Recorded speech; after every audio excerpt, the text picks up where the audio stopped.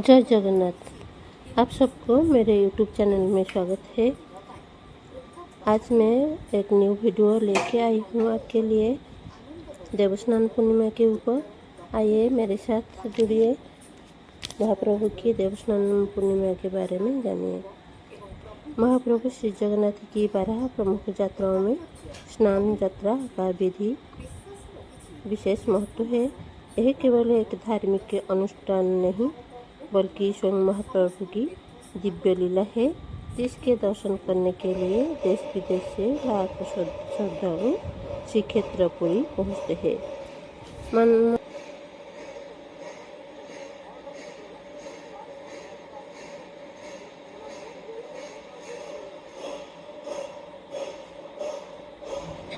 ज्येष्ठ पूर्णिमा में इस दुर्लभ अवसर पर स्वयं महाप्रभु जन्म ग्रहण किया था। इस नीलाद्रि महोदय पुस्तक में उल्लेख है। श्री मंदिर परिसर में इस यात्रा अनुष्ठित होता है। इस यात्रा को स्नान यात्रा बोलते हैं। इसीलिए स्नान मंडप पर एक सुंदर मंडप है, जिसका दैर्घ्य और प्रस्थ 75 फुट है। इस मंडप पे 3 ठाकुर के लिए 3 सिंहासन है। उस मंडप को जाने के लिए पृथक पृथक पासमान भी है। मंडप से नीचे आने के लिए, आनंद बाजार को आने के लिए उत्तर और दक्षिण दिग में भी पासमान है। वरदान से स्पष्ट रूप से स्नान मंडप एवं प्रभु के स्नान लीला देखा जाता है। सबको देखा जाता है वरदान से स्नान लीला। विश्वास है ज्येष्ठ मास शुक्ल पक्ष दशमी से लेकर विश्व से समस्त समागम होते हैं श्री मंदिर में सुवर्णकूप में। इस स्नान यात्रा में श्रीजू के लिए स्नान जल लाया जाता है। उत्तर द्वार के निकट में शीतल मंदिर के पास इस सुवर्णकूप है। पूर्णिमा से पूर्व दिन सुना कृष्णी और मुदिरत 108 नुआ कुंभ में जल लाते हैं। घोड़ापड़ू सेवक के द्वारा जल लाकर भोग मंडप में अधिवास के रूप से में रखा जाता है। खटुआरी, घिसा हुआ चंदन, कर्पूर, केसर और चुआ आदि इस जल में मिलाकर इसे सुगंधित किया जाता है। पूर्णिमा की पूर्व रात्रि में बड़े श्रृंगार के बाद श्री विग्रह को पहुड़ नहीं कराया जाता है। कोट सुबार सेवक ठाकुरों के विजय के लिए चारमाल बांधते हैं। पूर्णिमा के दिन प्रातःकाल पूजा पंडा, प्रतिमापात्र और मुदिरत सेवक 3 ठाकुरों को द्वार पर मंगलार्पण करने के बाद दैतापति सेवक श्री विग्रह के श्रीअंग में डोरी लगाते हैं। इसके बाद धाड़ी पहंडी प्रारंभ होती है। सबसे पहले सुदर्शन, फिर श्री बलभद्र, माता सुभद्रा, श्री जगन्नाथ और अंत में मदन मोहन को स्नान वेदी के और विजय कराते हैं। इस समय छमो, कृष्णिया तथा मणिमा संबोधन के साथ श्री विग्रह के स्वागत करते हैं। 7 पहाड़ पर ठाकुरों का चोटिया टाहिया पहनाया जाता है। यह टाहिया दक्षिण द्वार के सामने स्थित राघव मठ से लाया जाता है। स्नान वेदी पर विराजमान होने के बाद श्री विग्रह का रुद्ध किया जाता है और इसके पश्चात दैनिक नीतियाँ संपन्न होती है। घोड़ाबटू सेवक मुंह पर कपड़ा बांधकर पवित्र जल लाने जाते हैं। इस सेवा के बाघुमहा कहा जाता है। यह जल पटवार के माध्यम से स्नान वेदी तक पहुंचाया जाता है। जल छेक तथा षोडशोपचार पूजा के बाद स्नान पर्व आरंभ होता है। महाप्रभु की स्नान यात्रा ऐसी दिव्य यात्रा है जिसके दर्शन मात्र में मन आनंदित हो उठता है।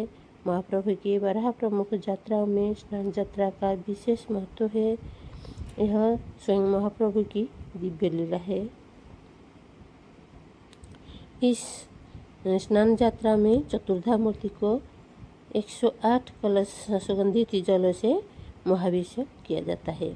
मान्यता है कि इस स्नान का पवित्र जल प्राप्त होने से मन और आत्मा पवित्र होता है, रोग की मुक्ति मिलता है तथा इस जल को घर में छिड़काने से वास्तु दोष और नकारात्मक शक्तियों का भी प्रभाव भी दूर हो जाता है।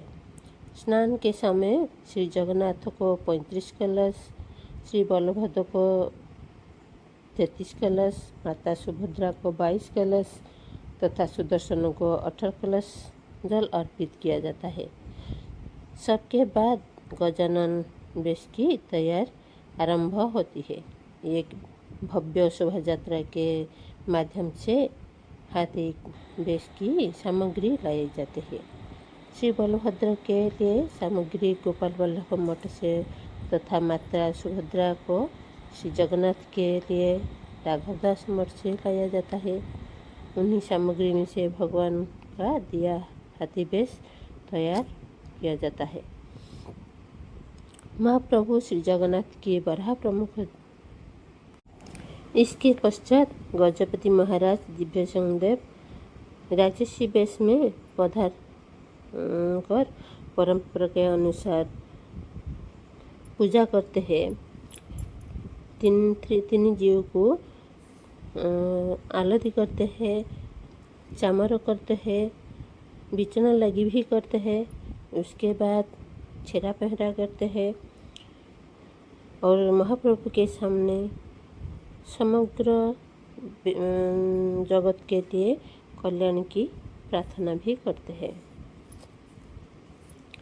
महाप्रभु श्री जगन्नाथ की इस स्नान के बाद जोरों में पड़ते हैं।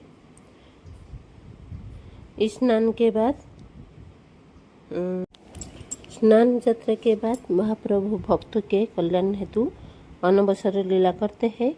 मान्यता है कि महास्नान के कारण उन्हें ज्वर हो जाता है, इसलिए वो लगभग 15 दिन तक सार्वजनिक दर्शन नहीं देते हैं।